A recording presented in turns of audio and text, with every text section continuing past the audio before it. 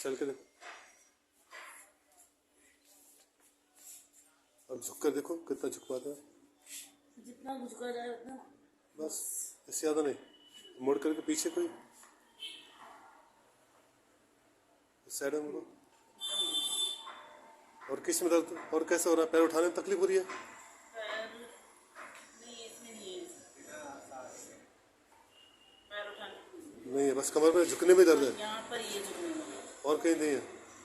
जैसे कोई सामान उठाना है मेरे को जरूरी है, फिर मैं ऐसे करके ऐसे बैठ यूँ करके पकड़ के फिर बैठती हूँ। हाँ, मैं 2 बार आई हूँ। फर्स्ट टाइम जब आई थी मेरी कमर में बहुत तेज पेन था, मेरे से वो बेड रेस्ट बताया था डॉक्टर ने, लेकिन मुझे फर्स्ट टाइम में कमर से आराम मिला। और आज मेरे को यहाँ पैरों में था खिंचाव, वो भी बहुत सही हो गया, बिल्कुल सही हो गया, उठ के जाओ।